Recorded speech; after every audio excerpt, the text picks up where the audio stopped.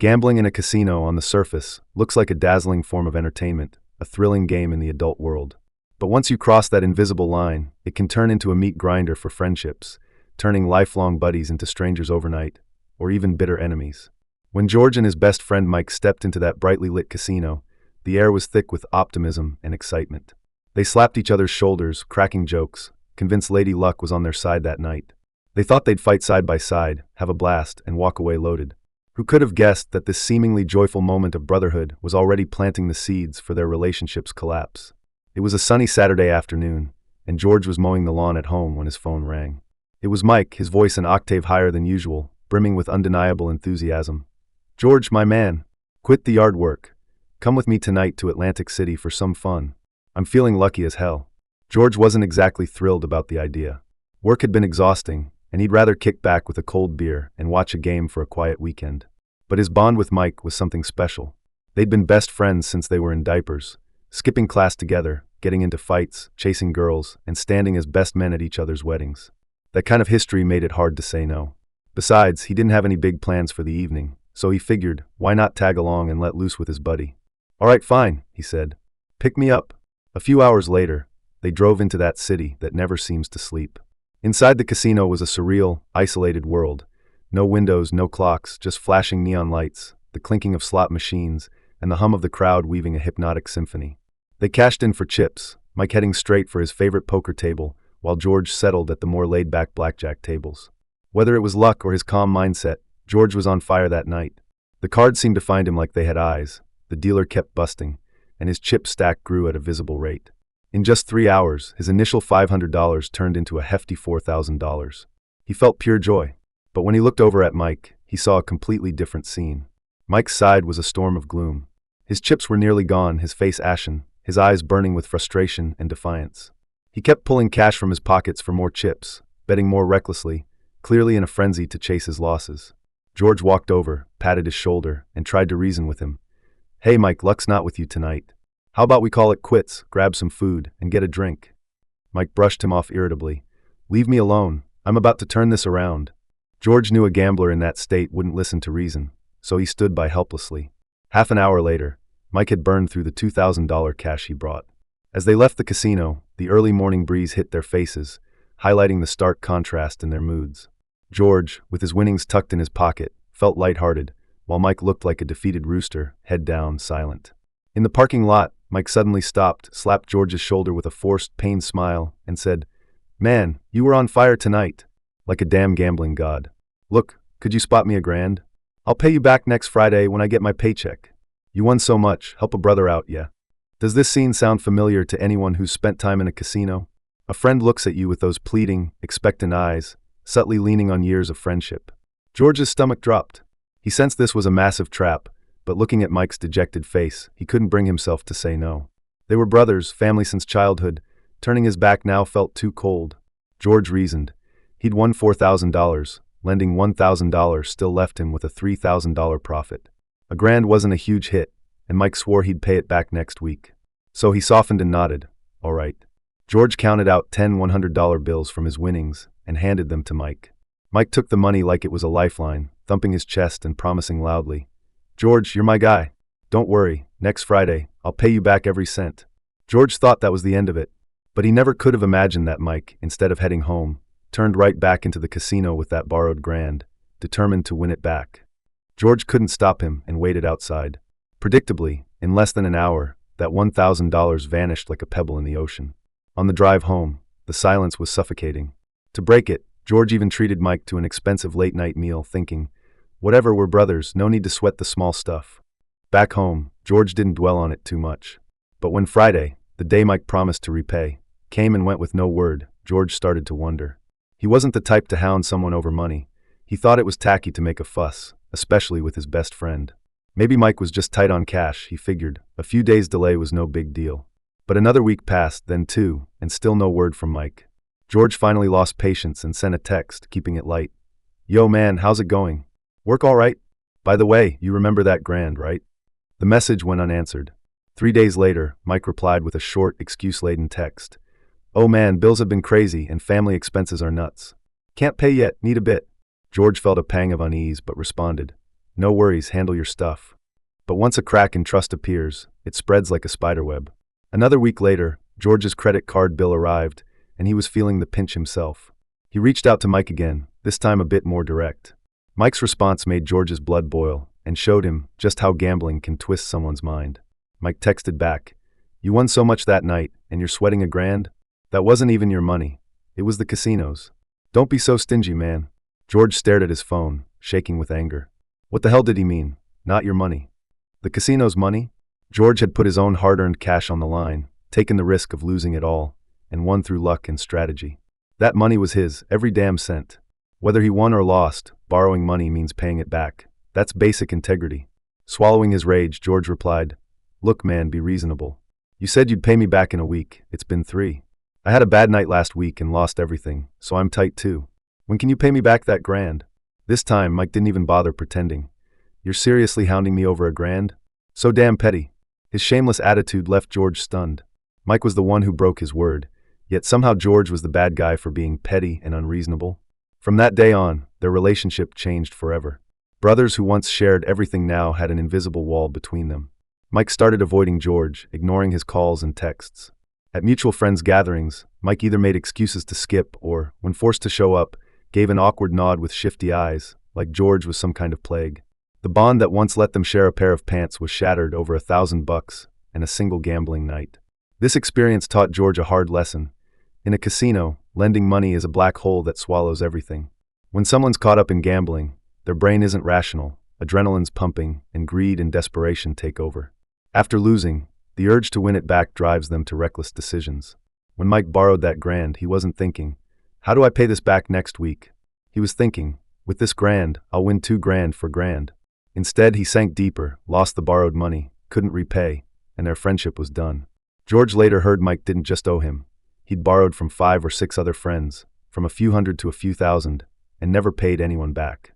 Now, who'd want to hang with a guy with zero credibility? Nobody wants a friend who'd stiff you over gambling today and betray you for the same reason tomorrow. So, in the unique environment of a casino, you've got to build a rock-solid mental barrier. When you win and your friend loses, and he asks to borrow money, don't let guilt or pity sway you. Your win is your luck, his loss is his choice. You're not obligated to cover his losses. Lending him money isn't helping, it's pushing him deeper into the pit. Conversely, if you lose and your friend wins, don't get jealous or ask for a loan. That's his luck, and you should be happy for him. Borrowing money sends a dangerous signal that gambling's no longer fun for you. It's a burden you can't handle.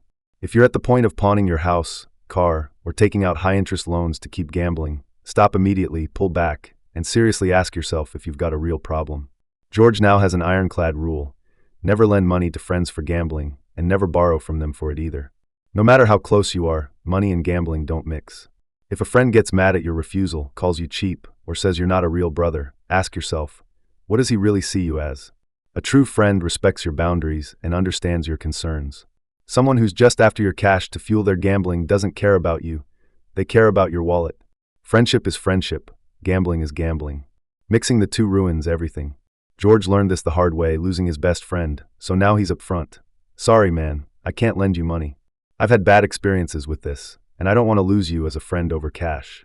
It's clear, firm, and reasonable. No one can argue with that. Gambling at its core is expensive entertainment. If you can afford to lose, play. If you can't, walk away. Don't let a casino turn your pure friendship into an unpayable debt or your brother into an enemy. Have you had a similar experience? Lost a friend or hurt a relationship over gambling? Share your story in the comments to warn others. Remember, casinos aren't charities, they're built to make money. If you borrow, you repay. That's not just a financial contract, it's a test of your character. Otherwise, you're not just losing money, you're losing your dignity and reputation. The lure of gambling is like a soft, deadly fog, silently enveloping everyone who steps through the casino doors. When George was younger, he too was hooked on that fleeting thrill, believing every bet was a chance to change his fate. The heart-pounding rush, the nail-biting tension, and release at the flip of a card, it was like the strongest drug, impossible to resist. But over time, after losing enough money and witnessing enough heartbreak, he woke up. Casinos aren't a test of friendship. They're a magnifying glass for human nature, exposing greed, selfishness, weakness, and hypocrisy in stark clarity. The trust between friends, seemingly unbreakable, crumbles like paper in the clatter of chips. George has seen too many people turn on each other over gambling, not just friends, but even family. He once knew a guy, let's call him Big Wong, a respected figure in their circle. Big Wong was the classic generous, stand-up guy, big-hearted, always picking up the tab at dinners, helping anyone in need. But once he got hooked on gambling, it was like his soul was sucked out. He changed completely. He started borrowing from his closest friends, always with a smooth pitch. "Brother, I'm a bit short on business cash. Can you spot me?" Out of loyalty, everyone helped without hesitation. But his appetite grew. After burning through his friends, he turned to family, even dipping into his parents' retirement savings. Every time he borrowed, he'd thump his chest and promise, "Don't worry, I'll win it back and take you all to Hawaii." But every time he lost it all, then ghosted, ignoring calls and texts. When the money ran out, he'd reappear like a ghost with wilder excuses to borrow more. George later heard Big Wong even gambled away his kids' tuition money, causing chaos at home. His wife threatened divorce, and his friends blacklisted him. He ended up a lonely man. Stories like this are a daily rerun in the casino ecosystem, nothing rare about them. The scariest thing about gambling is how it strips away your rationality. When someone's in the red, their thinking becomes obsessive and short-sighted. They see friends as their last lifeline, naively believing one more loan will turn it all around. But a casino is a machine built on cold mathematical odds. It doesn't care about feelings or believe in miracles. The house always wins in the end. George had another friend who hit a jackpot at Baccarat, turning $2,000 into $100,000 in one night. He thought he was chosen, a real-life gambling god. He got cocky, quit his job, convinced he could live off gambling. Within a month, reality slapped him hard. He lost the $100,000, his savings, and racked up massive debts. He turned into a borrowing machine, spinning tales from family emergencies to business needs, to even a sob story about his mom needing surgery. George fell for it at first, lending him some cash, until he caught him lingering outside the casino, blowing every borrowed dollar on the tables. That betrayal made George swear off any gambling-related loans for good.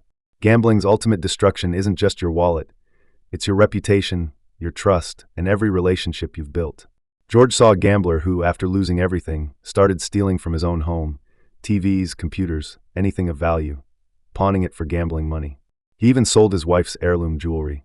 When his wife confronted him, sobbing, he had the nerve to say, "I'm doing this for our family, our future. I'll win it back." It's absurd, but in an addict's mind, that logic feels real. They're always one bet away from redemption, and every sacrifice seems justified. Another guy George knew was a successful small business owner with a thriving company and a happy family, someone everyone envied. But gambling derailed him. He sold his BMW, mortgaged his paid-off house, and eventually tanked his company by embezzling funds to gamble. Friends tried to help, pooling money to give him a lifeline, hoping he'd rebound. Instead, he threw their kindness back into the casino. They cut him off, and now he lives alone in subsidized housing, divorced, abandoned by friends, with no one to even share a conversation with. Thinking of him gives George chills. To George, gambling is a carefully disguised bottomless pit. You think you can control it, telling yourself, "Just one more game, win or lose, I'm done." But everything in a casino, from the layout to the free drinks and the dealer's practice smiles, is designed to keep you playing. Those colorful lights, the free cocktails, the perfectly timed encouragement, they all whisper, "One more round won't hurt. The next one's your lucky break." But every extra bet pulls you closer to the abyss. George has a long-standing habit. Before hitting the casino, he sets a strict loss limit. He brings $500 in cash, no cards. If it's gone, he walks away, no lingering, no adding more. But he's seen too many friends without that self-control. They lose, chase the loss, borrow, lose more, and borrow again, trapped in a vicious cycle. One friend, desperate after a losing streak, turned to loan sharks. The interest snowballed, and debt collectors hounded him until he fled with his family in the dead of night to another city, living like a fugitive. The casino's atmosphere clouds the judgment you'd have in everyday life. George recalls a Vegas trip with friends, meant to be a chill weekend of shows, food, and bonding. But on the first night, one friend lost $5,000 at the tables and had a meltdown. Eyes bloodshot, he grabbed George, begging for a loan to break even. George refused firmly. The friend flipped, cursing George out for not being a real friend. George stayed calm, saying, "I'm not abandoning you, I'm saving you. You're not thinking straight, and lending you money would be like pushing you deeper into the hole."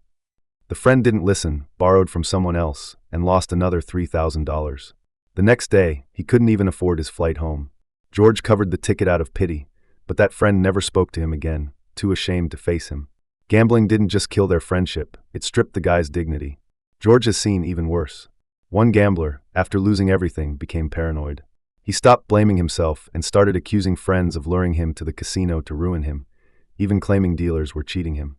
He went around whining about his bad luck, borrowing money to get revenge on the casino. Of course, he lost more, spiraling into deeper despair. He got fired for missing work, his girlfriend left him, and he became a shell of a man, eyes empty, passion gone. George wonders if someone had forcefully stopped him after his first big loss. Maybe his life wouldn't have ended up like this. But a gambler in the zone is like a drowning man. Rational advice doesn't register. They cling to anything that lets them keep betting. George tried persuading friends to quit, only to hear, "You don't get it. This isn't gambling, it's investing. I'll make it all back." After enough of that, George stopped bothering. He learned that an addict only wakes up after hitting rock bottom, if they ever do. So George set a rule for himself and his friends. Gambling is your own deal. Win, and it's your luck. Lose, and you own it, don't drag others into it. Friends can hit the casino together for fun, but no loans, period, neither lending nor borrowing. If someone asks for gambling money, George is blunt. "We're good friends, which is exactly why I can't lend you cash. Gambling's one thing, friendship's another, and they don't mix." It sounds harsh, but George knows it's the only way to protect a friendship from gambling's corrosion. Casino money comes fast and goes faster. One day you're a high roller, the next you're broke. George has seen too many go from thriving to homeless in no time. A friend, once a well-paid programmer, lost his savings to online gambling and racked up unpayable loans. Now he scrapes by on odd jobs, avoiding George's gaze on the street, his past a permanent scar. If you're still caught in gambling's grip, George has one plea. Stop and look back. Your friends, your family, those who truly care about you, are worth more than any table, any win or loss. Don't let a casino ruin your life or your friendships. Play if you can afford to lose, walk away if you can't. It sounds simple, but it's brutally hard. George spent half his life and countless painful lessons to learn it. He sincerely hopes you don't have to take the same long, costly road.